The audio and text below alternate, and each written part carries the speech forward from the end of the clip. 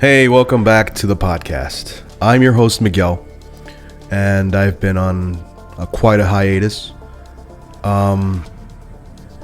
with a steady work schedule, being a single father, and still trying to settle in my new home that I got for me and my son a little bit ago.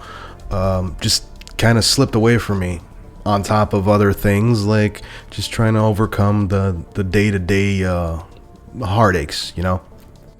I do have to mention that I am currently sick, and pretty sick actually, and I just felt the need to have to put something out real quick because I'm noticing people are liking and adding and subscribing, so I just felt like I needed to throw something out there to make sure that people know that I'm still kind of around, so I definitely have to do a lot of editing on this because I really can't process words and thinking at the same time right now, and I think it's currently 10 o'clock at night, so yeah, but I did have a lot of things worked out where I was going to come back with the podcast. Well, a lot of other things to do other than just interviewing somebody, which I don't like to call it interviewing. I like to call it a chat because I feel that the word interview can be very intimidating, not like the word chat. It seems more fun, more informal. So there are several things that I have planned for what I'm considering a revamp of the podcast. I'd like to add some roundtable discussions.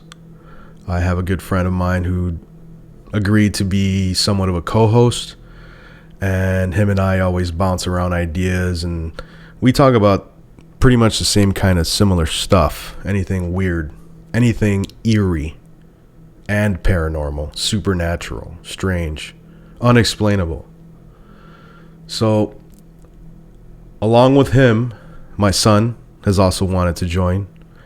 So I was thinking we could do certain things as far as picking a topic or a subject, gathering information on that, and just kind of throwing it out there. And maybe even try to compare it to something that we think could possibly be the explanation for the topic.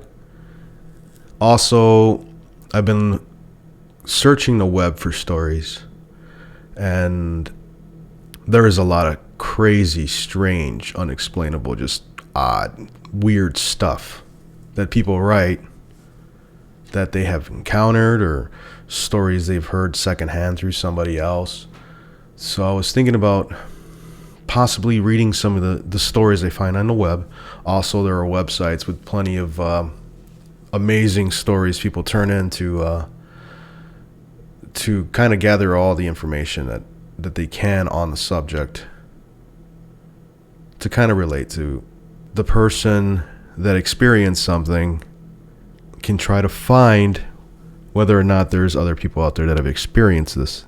And I like the idea of taking some of those stories and reading them as you would hear on YouTube channels out there where they're reading stories and they have crazy, scary music in the background. I think that's kind of cool. I like that.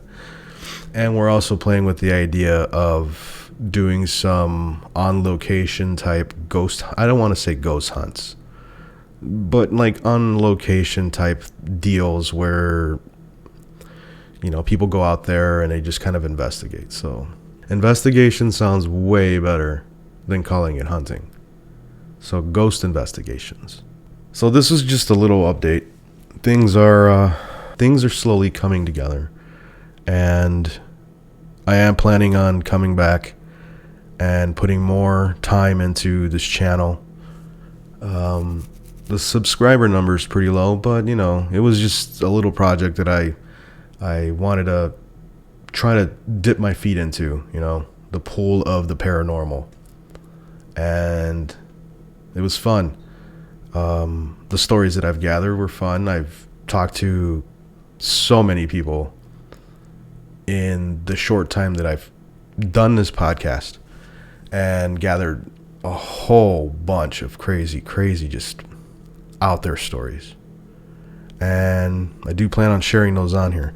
So there's that to look forward to. There's just a lot of things that I'd like to do. I don't want to just keep it in one category or one type of, podcast that, this person is being interviewed. No, I'd like to do what I want.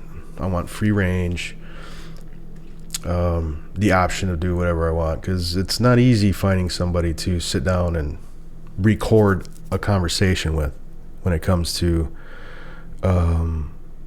personal things that happen to people. It's already hard enough to try to find somebody who you can talk to about these kinds of things without being scared of ridicule, So just keep that in mind. You can always click that little bell, and anytime I post something, it'll give you a notification that there's a new video. You can like, share, and subscribe. Share it on your social media pages. I did open up a Facebook page for the podcast. I hardly have time to go on there and keep up with that, but somebody I've met did say that they wouldn't mind taking over the social media end of the podcast stuff. So I also have a good friend who said she will create an actual web page.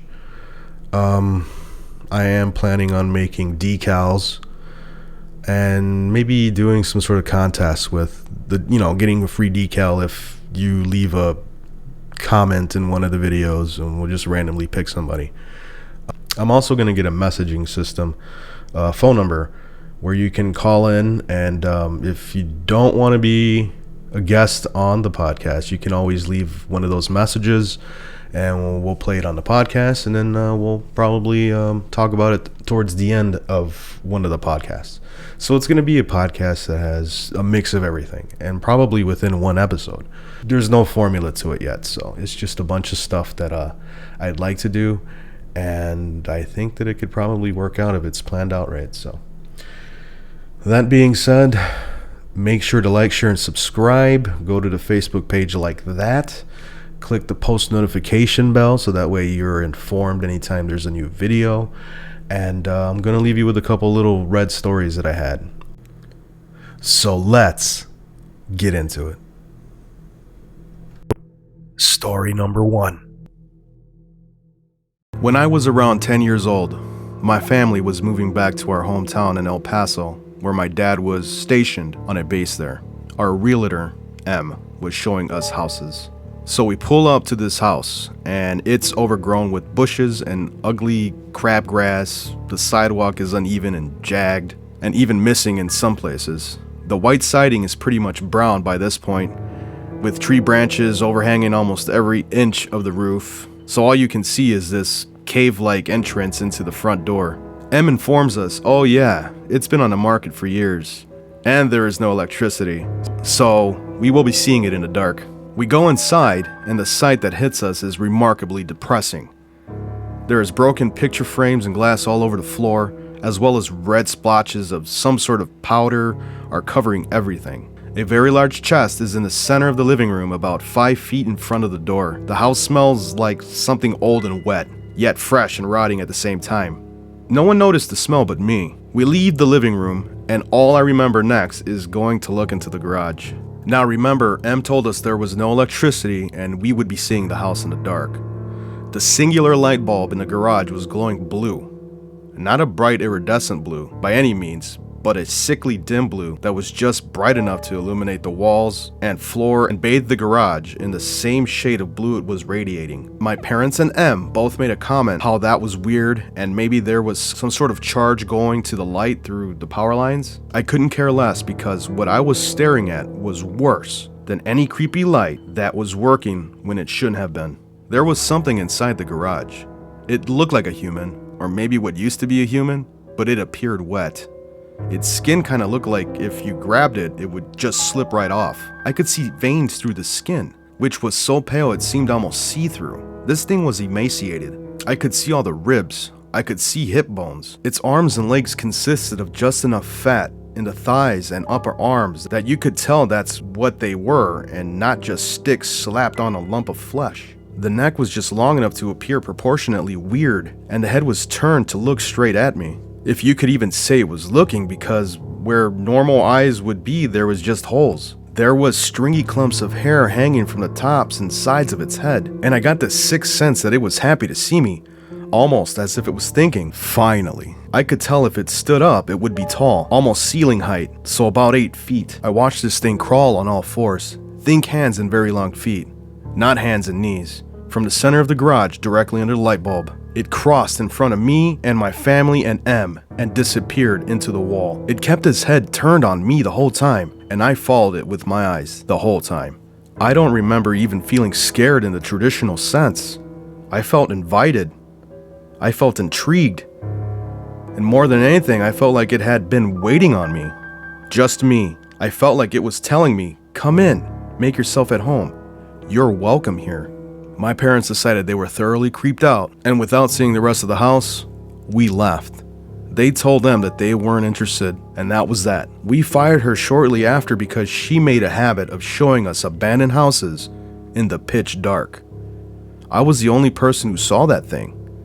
But my parents, after thinking I was asleep in the car on the way home, started talking about how once they opened the garage door, they felt like they were trespassing, like someone was watching them. Also that it felt colder all of a sudden than the rest of the house, smelled like rotted meat, and something just wasn't right about the blue light. Story number 2. I had several experiences throughout the years hunting, and I was able to explain them away up until our 1995 trip in the Florida Panhandle. The 95 hunting season started out normal and we were enjoying our vacation, but noticed the deer were not as active as they usually were. We had the forest to ourselves, so we always put our tree stands close to the hunt camp. The open area around the camp always allowed for great visibility, and the deer were usually abundant. A few days in, we were enjoying a morning hunt on a nice clear day, and the forest was extremely quiet. The sun had been up for a couple of hours when we saw 2 deer run into the clearing about 250 yards from the stand. They were headed towards my friend's stand, which was about 100 yards to my left. Chasing the deer was what looked to be a man dressed in black. The man was keeping up with the deer, which was the first thing I found odd. Another strange thing was the way he seamlessly switched between running and crawling. It seemed that he would crawl, then in the thick brush, and run into clear areas. They went by my friend first, then towards me. As they got closer to me, I got a good downward view at what I thought was a man.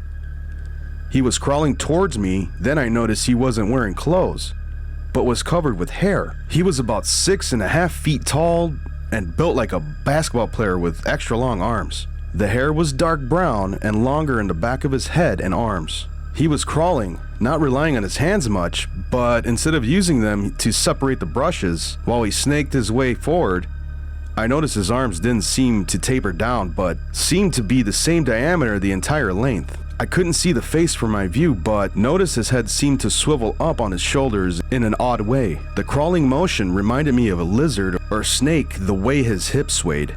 I thought I was discovering a new species and wanted a better look at the face of this creature. I remember debating in my mind about making a noise in order to get it to stop and look my way.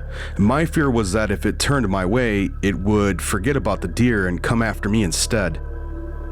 When they were about 20 to 25 yards from me, I let out a gasp. The creature stopped, stood, and turned toward me. He saw me in my tree stand almost instantly, and we stared at each other for what seemed like minutes. The adrenaline was pumping and I thought my heart was going to jump right out of my chest. It felt like I was looking at his face through a tunnel. I remember that the face wasn't human, which increased the tunnel vision effect. His eyes were large and almond-shaped with very little white.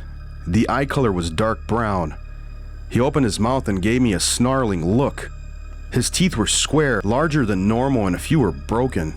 The mouth was huge and the look he gave me was a mix of anger and surprise. He definitely didn't expect to see a human up in a tree, and he didn't seem happy to see me. I was relieved when he turned his attention back to the deer and continued his chase into the thick tree line. Just a minute or so after that, I heard what sounded like a deer meeting their fate. It took several minutes for my heart and breathing to return to normal. The reprieve didn't last long, as I had a second to look at this creature about 30 minutes later. He walked out about 80 yards from me, staring at me from the same tree line he had disappeared from earlier. He stood there, looking at me for a few minutes, but it felt like much longer at that point. I couldn't make out any details, just a dark figure standing upright. He eventually slipped back into the trees. When I made my way back to the camp, I asked my friend if he saw the man in black, and he said yes. I told my friend about the dirty look he gave me, and he told me that he didn't want to talk about it. When I asked him why he didn't want to talk about it, he got agitated and again said he didn't want to talk about it. I knew my friend well enough to know he was serious, so we dropped the subject. I didn't sleep much that night because I couldn't get the being's face out of my head. At about 3 a.m., I heard bipedal footsteps around the camp and our tent. Our only weapons were our bows and hunting knives that we stored in the tent at night. I laid there trying to come up with a defense plan. Fortunately, the intruder left us fast as it arrived. I mentioned what I heard to my friend the next morning, and he didn't reply. I wonder now if he heard the same thing but decided not to talk about it. I kept telling myself that it was just a man dressed in black. I was in denial and shock, which caused several weeks of nightmares.